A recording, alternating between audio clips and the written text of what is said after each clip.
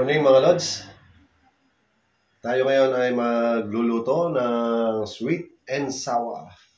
Ulam namin ngayong tanghalian. Magkape po muna tayo. And good morning. Tara! Lods, ito yung ating isda na pampano. Tinanggalan natin ng ulo. Nahugasan na rin ito. Lalagyan natin ngayon ng Knorr seasoning. Yan, Knorr seasoning. Lalagyan din natin ng magic sarap at konting asin para manood ang lasa, para masarap ang ating luto. Yan, lalagyan natin ngayon ng Knorr. Isipan po natin. Lalagyan po natin isa-isa para manood po ang lasa ng isda. Namarinate po natin siya mga lods. Namarinate natin. Isa-isa natin lalagyan ng Knorr seasoning ng ating pampano na isda. Para maluwag ang lasa.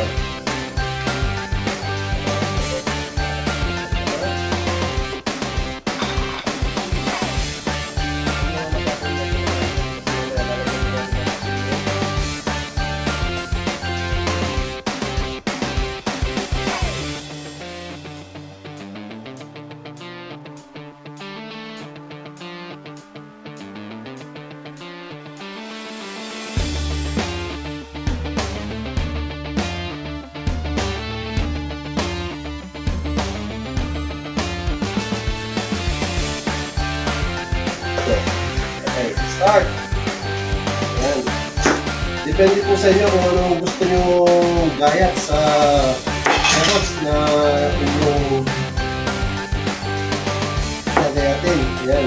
Nasa inyo po kung anong gusto nyo size o chop sa inyong carrots. Pwedeng manipis, pwedeng makapal.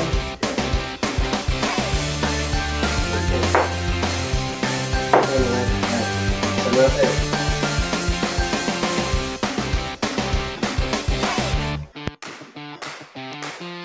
Yan depende po sa gusto nyo gayat sa inyong mga rekado. Kung manipis ba yan o makapal, nasa inyo po yan.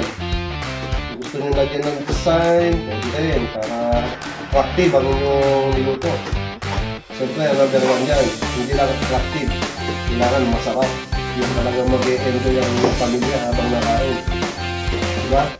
Yun naman ang number one dyan, yung masarap ang luto. Sa akin kasi, gusto ko masarap na, marekado pa. Yan ang luto namin.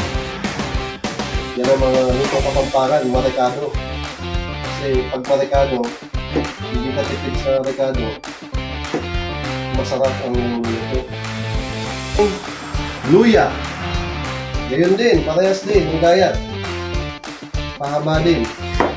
Para pare-pareha sa texture. Sunod naman natin ang sibuyas. Sibuyas naman.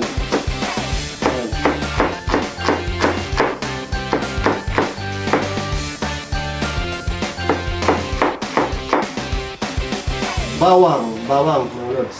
Bawang. Didikdikin naman natin ito. Ito kasi sa bawang, mas gusto ko yung dikdik. Yung pinong-pino ang pagkadikdik. Para talagang labas ang katas ng bawang. Dinidikdik ko talaga yan.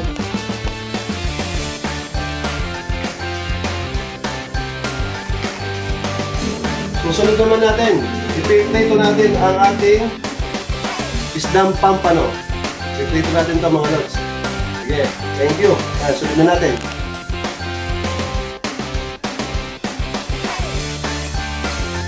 Ayan mga lods, lalagyan na natin ng mantika. Ito pala ang ating kawali na pinainit. Ito ang ating mantika na Golden Fiesta. Baka naman Golden Fiesta, siyempre gagamit tayo ng quality mantika. Ayan, ibuso natin at uumpisa na natin pinutuin ang isda. Ayan mga lods, lalagyan na natin ng mantika. Ito, piprituin muna natin yung ating pampano bago natin tuluyang lutuin. Ayan mga lods, lalagay na natin ang ating isda, piprituin na natin.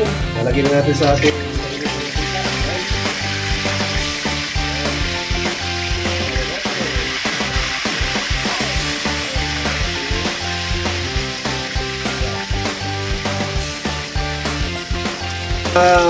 Brownish na yung ating pinaritong isda. Siyempre, babalik rin na natin yan. Ayan. Babalik rin na natin. Pag brownish na yung isda natin, pwede na natin siyang balik rin. Ayan. Ayan, susunod naman natin yung buntot. Yung buntot naman.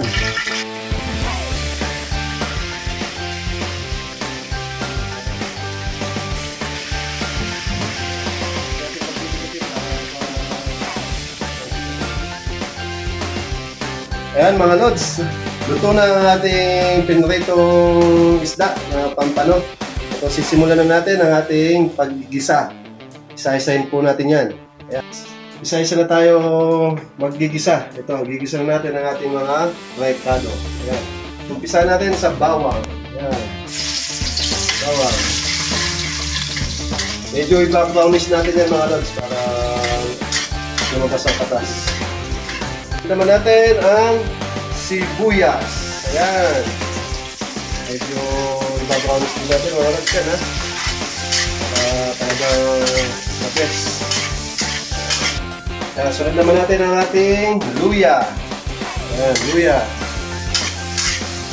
Ayan, luwaluin lang muna natin ang ating mga ingredients na nilagay. Kayo na po bahala mga lods kung tama ang aking ginagawa. Kung may kulang man, message nyo lang ako, mag-comment lang kayo sa aking video. Ayan mga lods, susunod naman natin ang tubig. Ayan. Ginamit natin ng isang basong tubig. Ayan. Lagyan din natin. Ayan mga lods, suka ha. Lalagyan natin ng suka. Tantayin niya mga lods kung gano'ng karami ang tubig. Kaya lang din konti ang suka ang ilalagay niyo. Baka naman sobrang asin niya. Hindi na siya sweet and sour. Kasi huwag na nakasan. Ayan mga lods, lalagay na natin yung paminta. Ayan, pamintang pino. Nasa nyo kung anong paminta ang gusto nyo ilagay. Yung bubad, durog, yung pinong-pino. Then, lalagay natin yung ating UFC ketchup. Para pumula. Ayan. Para pumula yung ating sauce. Ayan. Ayan.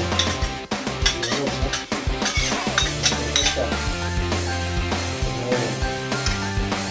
Lalagyan natin ng 2 kutsarang asukal. Naramdaman natin yung tamis, asin.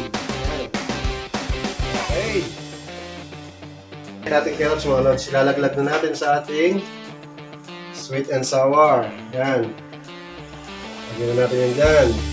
Yan. Ito yung ating red bell pepper. Yan. Lagyan natin mga lods. Yan. Paglambot yan mga lods, susunod na natin yung ating cornstarch. Kayo nang bahala mga lods kung tama yung aking ginagawa. Siyempre, sigurado ko tama ito. Ayan. Medyo palambutin lang natin ng konti. Susunod natin yung cornstarch. Then, pagka kumulo na, malapot na, isusunod na natin yan. Yung iba mga lods, pagka-prito, lalagay sa plato, binubuso ng sauce. Sa atin, ilalagay natin siya sa kawali habang nakulo. Ayan. Thank you. Ayan mga lods, kumukulo na, medyo malambot na yung ating carrots. Ayan.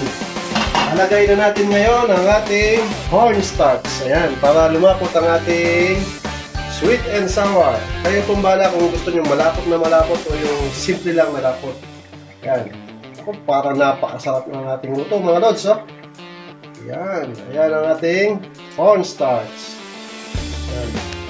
Kaya palaputin po natin yan mga lods. Ayan. Kita nyo naman mga lods, oh. Ayan. Susunod na natin ang ating isda maya-maya ng konti. Pakukuluan lang natin at isusunod natin ang ating isda. Tignan natin ang ating pinaritong pampano. Ayan, nakulo na mga lods. Napakasarap naman ito. Talagang pati biyanan ay matutuwa sa ating luto. Ayan, palagay na natin ang isda. Ayan, isa-isahin na po natin. Sasama po natin siya sa pagpakulo para manuot ang lasa. Ayan, ayos. Nilalagay na po natin ng tapos tatapos balsa. Kukuloy lang natin yan mga lods. Tapos yan ay luto na.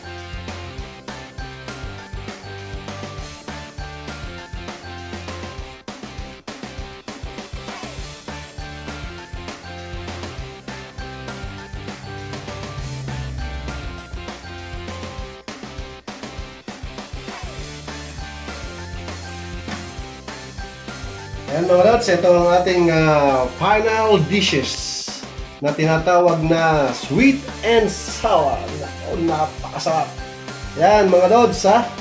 Huwag nga po palang kalimutang i-like, i-share ang aking munting video. Yan, sana may natutunan kayo kahit papano sa mga family yan na walang ginagawa. Pagluto yung minsan.